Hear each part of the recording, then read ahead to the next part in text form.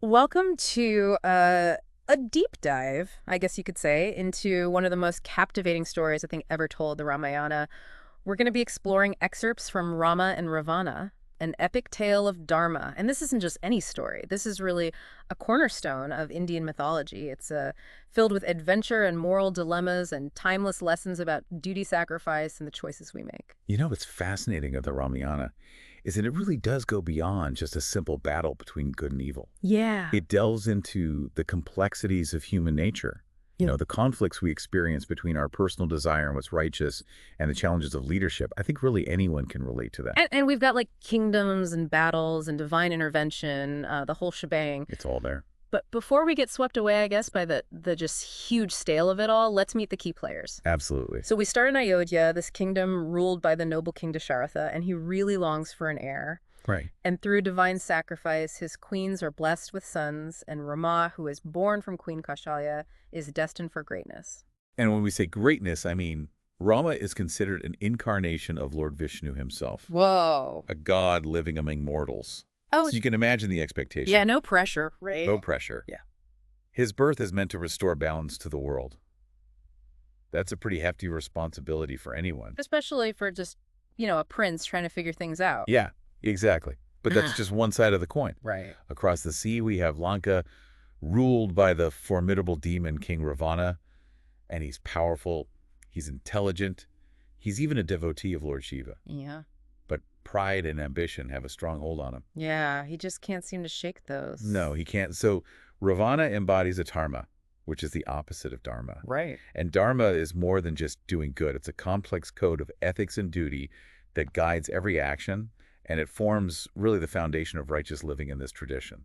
So you can see how these two characters, Rama and Ravana, they really represent like this fundamental clash of cosmic forces. Absolutely. It's like good and evil, light and darkness. Yeah. It's that epic battle that's sort of always there. It's a showdown waiting to happen. Yeah. And right in the middle of all of this is Sita, Yeah. Rama's wife. Now she's no damsel in distress. She's known for her beauty and wisdom. Right. Her strength and devotion play a crucial role. They really do.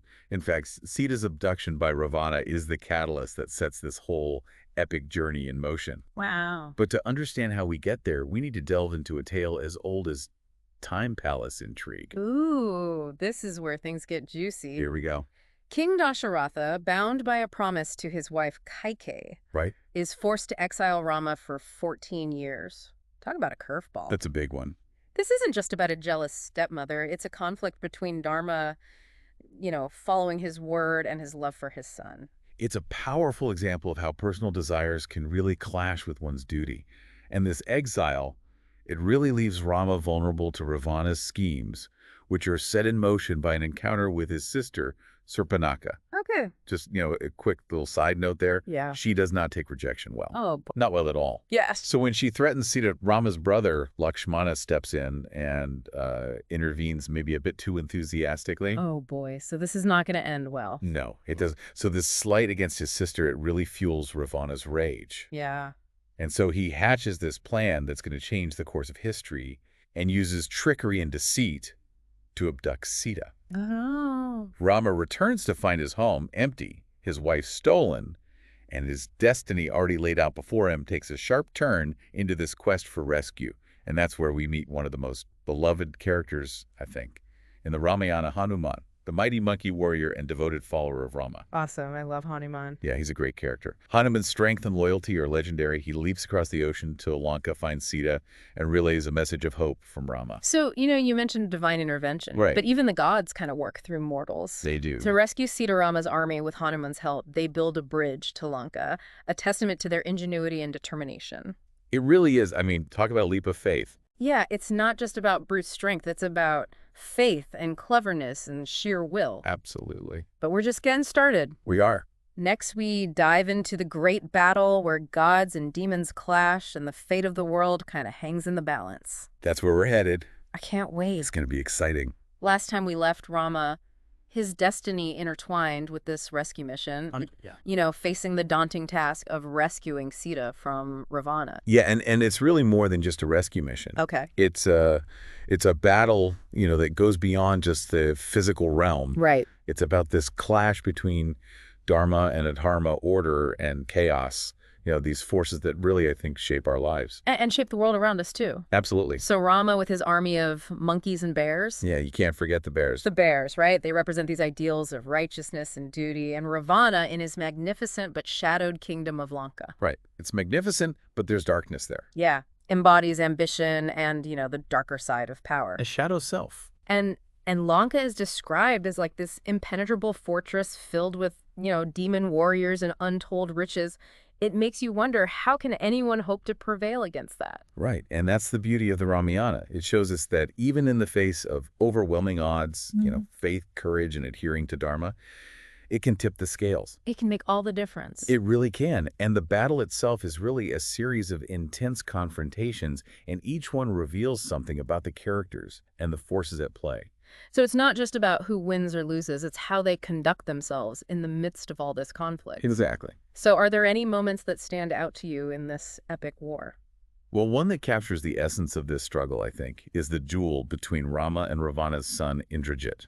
Oh, wow. And this isn't just a test of strength. Indrajit is a master of illusions and sorcery, so it adds another layer of complexity to the battle. So we're talking magical warfare, divine weapons, the whole 9 yards. Oh, yeah. It's all there. So does he pose a real threat to Rama? He does. In fact, he even manages to momentarily defeat Rama and Lakshmana. Oh, no. Yeah, he binds them with venomous snakes, using this powerful weapon called Nagapasha.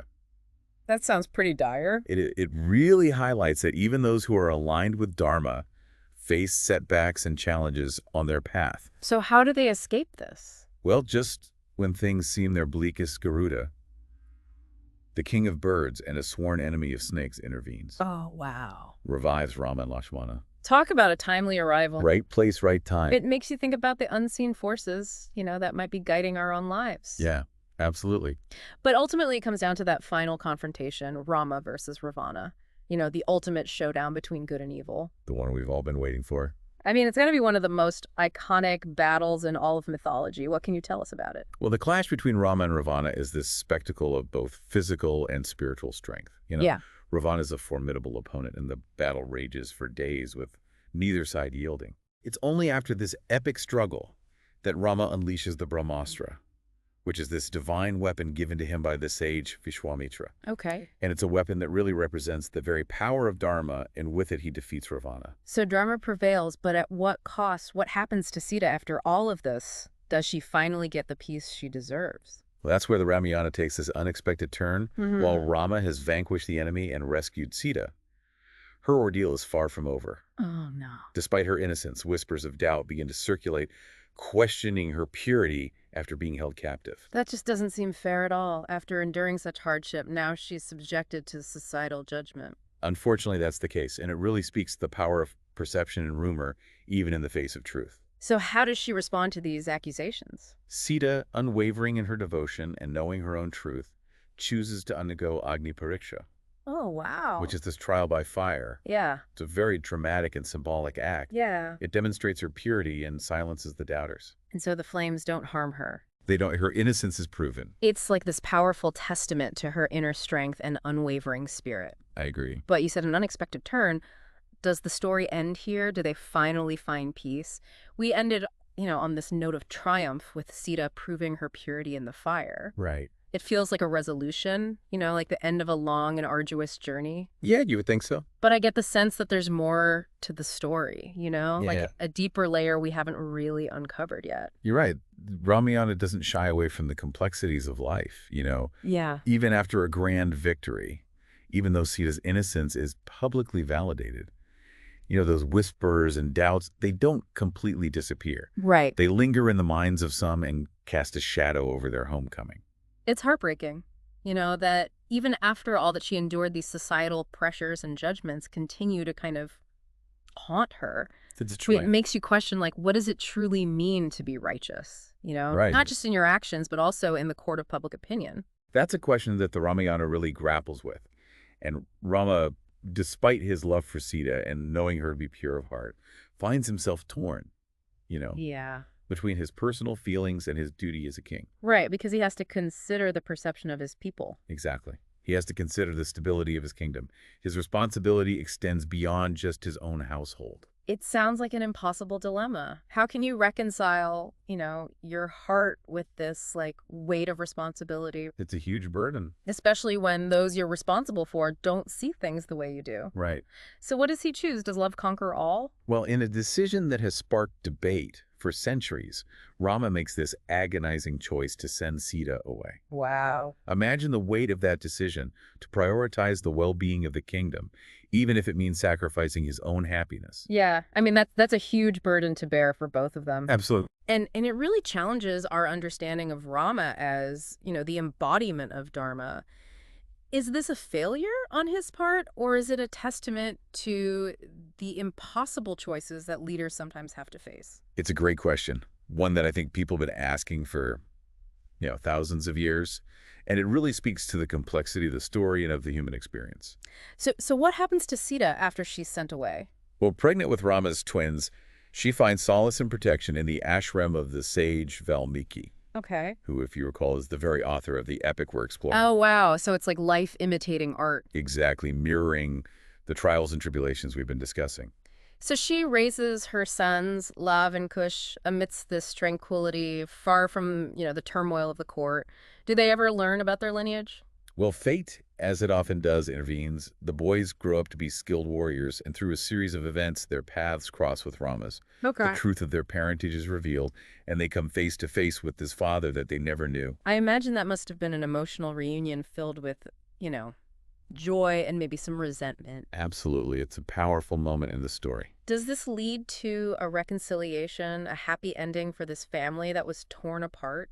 Well, the ending of the Ramayana is multifaceted. Leaves room for interpretation in some versions. Rama welcomes Sita and his sons back, and they rule Ayodhya together, Okay. symbolizing this triumph of love and forgiveness. Right. But in other versions, Sita, weary of the world's judgment, chooses to return to the earth, her divine origins calling her back. It's almost like there's no simple solution. Right. There aren't any easy answers, just choices made with the best intentions and leaving behind these ripples of consequences. What enduring lessons do you think we can take away from this story, from the triumphs and the heartbreaks of Rama and Sita? Well, I think the Ramayana offers a profound reflection on the human condition. Yeah. It challenges us to examine our own values, to consider how we would navigate these dilemmas. It reminds us that duty and desire often collide, Right. and that even the most righteous individuals face these really impossible choices. It sounds like a story that has something to teach everyone. It really does, and perhaps most importantly, it encourages us to seek understanding and empathy, Yeah. recognizing the gray areas in a world that so often demands these black and white answers. Yeah. So as we conclude this deep dive into the Ramayana, we invite you to ponder these complexities. If you were in Rama's position, what choice would you have made? What does Sita's story tell us about resilience and staying true to yourself even when the world doubts you? The beauty of the Ramayana is that it continues to resonate, prompting introspection and offering wisdom that transcends time and circumstance. Until next time, keep seeking, keep questioning, keep diving deep.